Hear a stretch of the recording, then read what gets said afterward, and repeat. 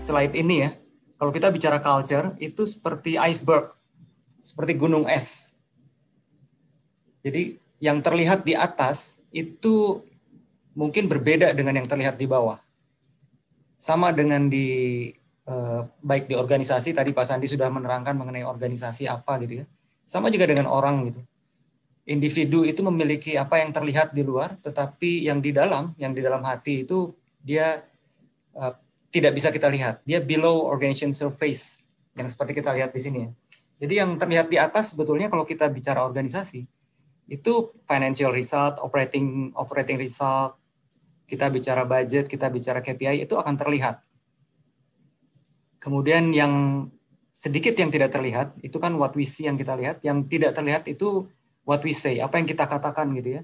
Seperti visi, misi, values kita itu tidak terlihat, tapi bisa dikatakan.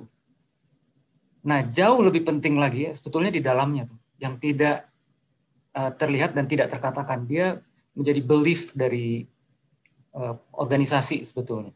Dia invisible, tidak terlihat. Jadi filosofi, apa yang menjadi kepercayaan dari organisasi, di dalam belief ini, dia kadang-kadang bisa bagus dan bisa jelek juga nih, Bapak dan Ibu, Pak Sandi ya. Jadi seperti contohnya internal competition, dia persaingan di dalam perusahaan itu kadang-kadang bisa menjadi baik, kadang-kadang bisa menjadi tidak baik juga nih. Belum lagi ada peraturan-peraturan yang tidak tertulis di dalam organisasi, di dalam perusahaan. Saya pernah mengaudit suatu perusahaan juga yang di manage leadership-nya manage by fear gitu. Jadi dalam ketakutan gitu. Nah, Bapak Ibu dapat dipahami ya, dalam keadaan organisasi yang dipimpin dalam ketakutan itu kreativitas pasti hilang. Nah, ini menjadi suatu bagian dari belief yang tidak terlihat sebetulnya. Dan kemudian attitude pasti ya. Dan attitude itu contohnya di sebelah, kita lihat yang di sebelah kiri ya. Itu kadang-kadang orang bilang, nggak usah diperbaiki lagi, biasanya juga seperti ini gitu. Nah itu habit yang kurang baik gitu ya. Ini nggak masalah nih, nggak usah dibenerin, biarin aja.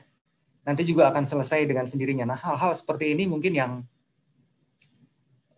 tidak terlihat, tidak terkatakan, tapi sebetulnya ada dalam culture, di dalam perusahaan. Dan di beberapa organisasi ada juga yang karena sudah di dalam comfort zone, itu mereka anti-growth attitude. Jadi nggak usah deh, cukuplah segini aja gitu.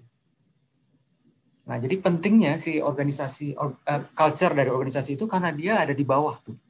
Dia betul-betul yang mendrive visi misi kita, strategi kita, dan dia akan terlihat akhirnya di performance baik operation maupun financial di atas tuh ya. Di mana fungsi audit? Fungsi audit itu sebetulnya dari atas sampai ke bawah nih. Dari yang surface yang terlihat maupun below the surface. Jadi baik audit, controlling, dan semua fungsi-fungsi oversight, Bapak dan Ibu ya. Jadi kalau fungsi oversight itu termasuk BOC, komite audit, itu termasuk bagian dari yang harus memiliki fungsi oversight di dalam organisasi. Dan mereka harusnya melihat ini. Mengapa? Karena organisasi yang kuat, organization culture yang kuat, itu bisa sustain. Membuat organisasi lebih sustain, lebih jangka panjang gitu. Dan apa yang dibuat itu tidak jangka pendek, bukan bersifat jangka pendek. Seperti strategi yang dilakukan, itu akan jangka panjang banget. Gitu. Di tahun awal-awal 2000 ya, Bapak Ibu ya, saya pernah mengaudit suatu bank pemerintah. Waktu itu merupakan merger dari 4 atau 5 bank. Gitu. Jadi Bapak Ibu bayangkan aja, 5 bank di merge jadi satu, kita bicara sistemnya yang banyak, dan kita juga bicara culture yang berbeda-beda.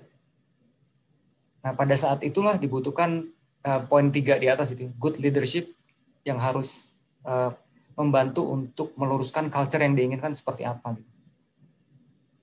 Jadi culture one thing, tapi ada good leadership yang harus diperlukan di satu saat.